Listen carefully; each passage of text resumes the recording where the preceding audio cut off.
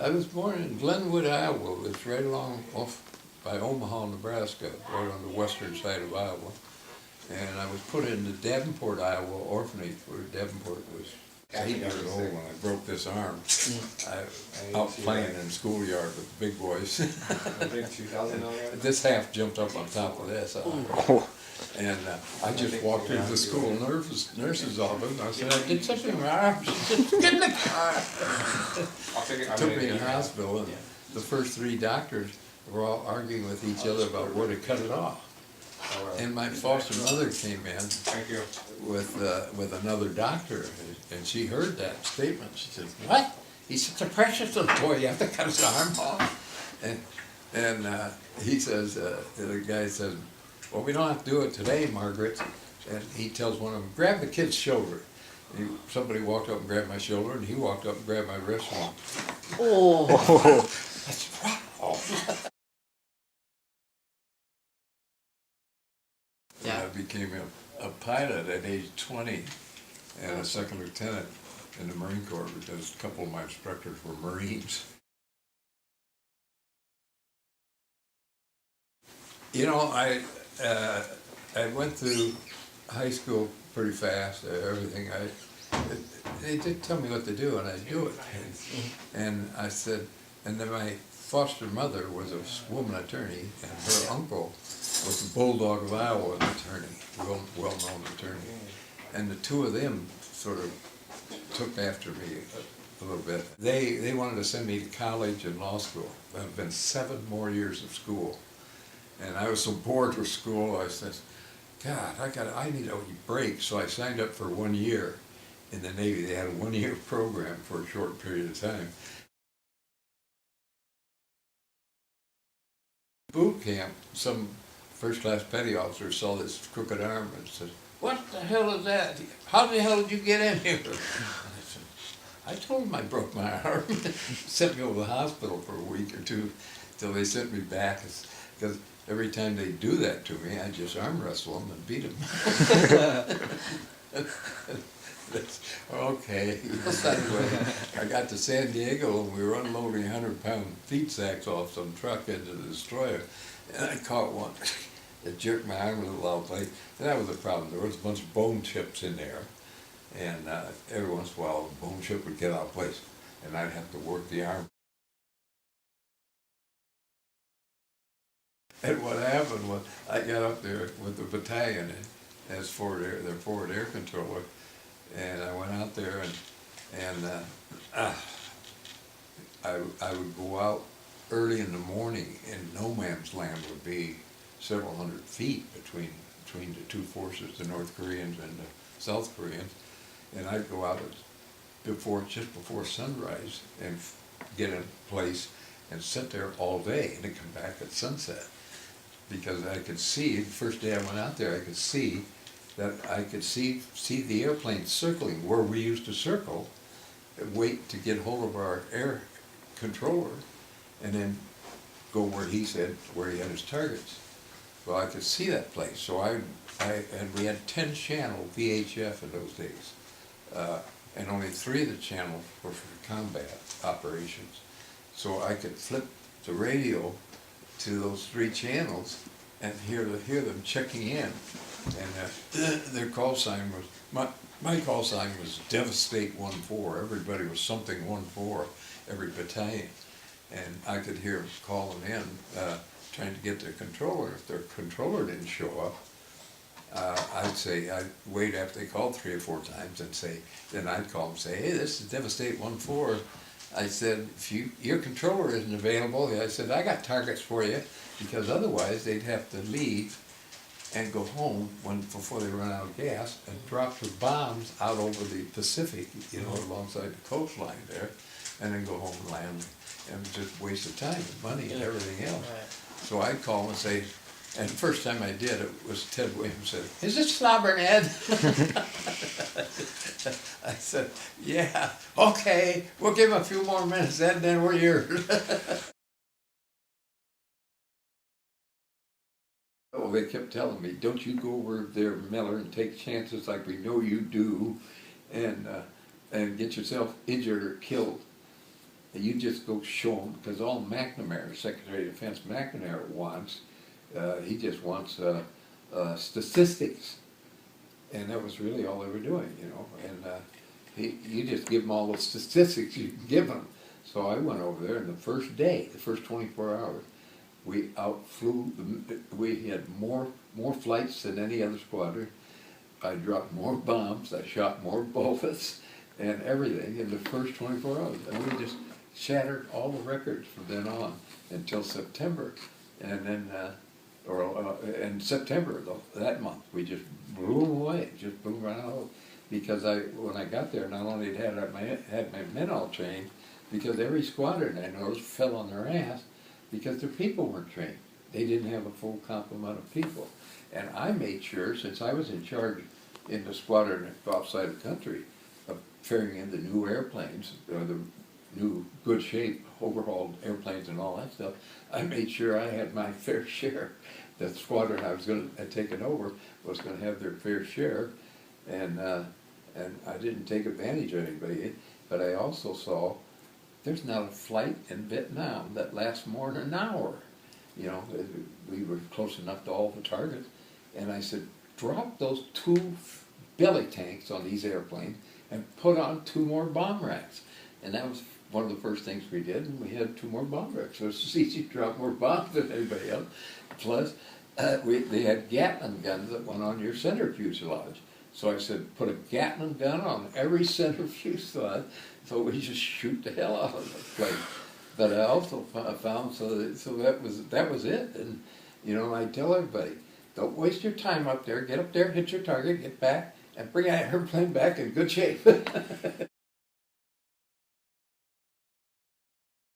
Friday the 13th, October 67. Of course. It's a little My unlucky. house officer walks into my office about 3 o'clock in the afternoon, 2 or 3, and says, Skipper, can you take this flight up to the 3rd Marine Division, which right along to DMZ? And I said, sure.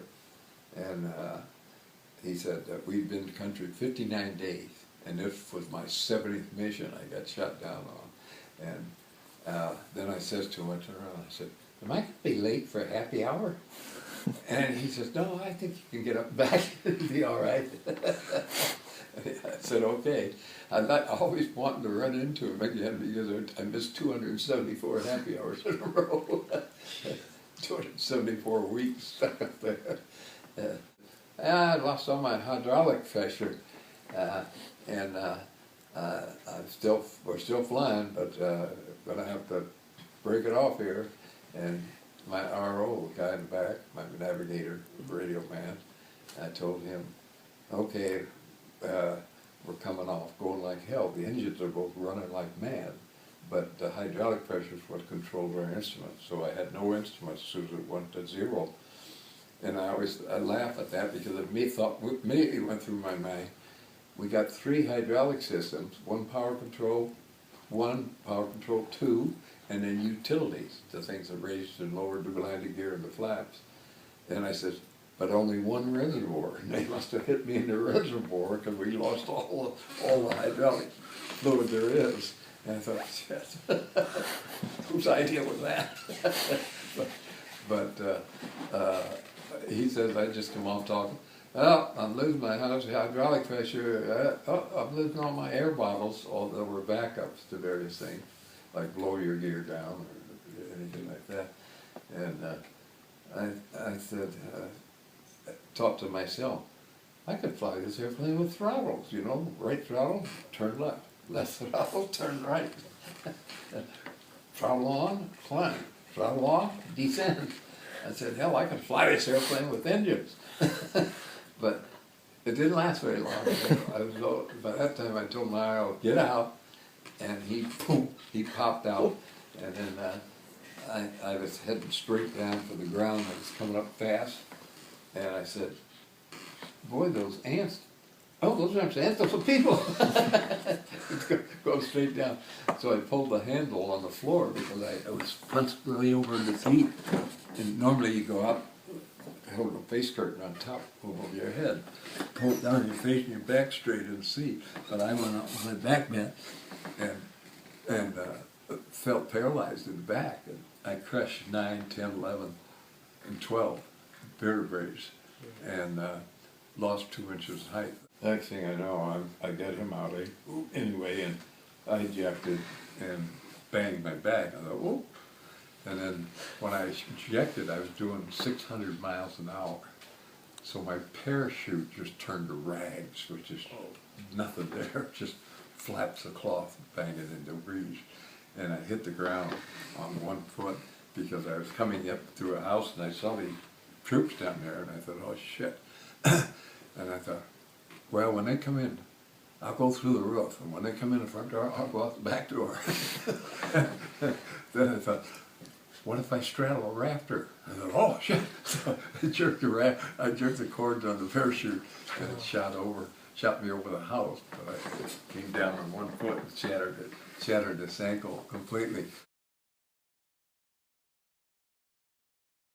And when we first got there, you were in that cell 23.5 hours a day. You know, you got out 5 days a week, 5, 6 days a week to wash for about 15 minutes. And you washed your 4 washrooms, and there were 4 hospital rooms that were about 3 times the size of the cells, and 4 washrooms that they'd take you out, like all 4 of you, and you get water out of this thing, and you just pour the water over your head, and then soap up a little bit, and then rinse off. And we had a towel, but it was a very small little piece of towel or something, and you had to wash your own clothes if you wanted to wash them, if you didn't just wear the old clothes for a few years. Kane was hollering and screaming during siesta. They had a siesta period between about 1 and 2, and everybody was quiet, the whole place was quiet down. And he would yell during the siesta period, "I'm John Sidney McCain III, and my father's Admiral so-and-so, Sink-Pack Fleet." Wasn't right away, but he became Sink-Pack Fleet Commander-in-Chief Pacific. And my grandfather was Admiral so-and-so, and I need medical care. And the 4 of us were in that crowded little room, and when an English-speaking guard came by, I said, anyone, if that guy needs help that yelling during siesta, any one of the 4 of us will go over and help him. And he said, we're taking care of him. And boom, he's in the hospital. Never saw him again. And yet he lied about me and another guy, Wilbur. And I thought, what an asshole. Okay. They interrogated me 33 times in less than 3 months. And it was to the point where I recognized immediately that they were first-year English students. And I had studied Japanese, German, Spanish, and about 4 languages, and I knew these guys don't know anything. So I would say, I'm hard of hearing, I can't hear.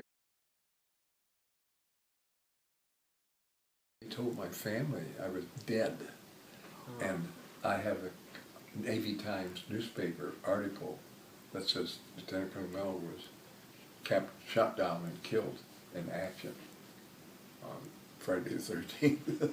Yes. And they didn't bother to tell my family I was alive for almost 3 years. And I came home to divorce. I had a wife and 5 sons. I tried to get along with them all right, but she had decided she wanted a divorce by the time I came home. Because the military also told them I'm going to come home badly wounded and probably a little insane. I was already insane.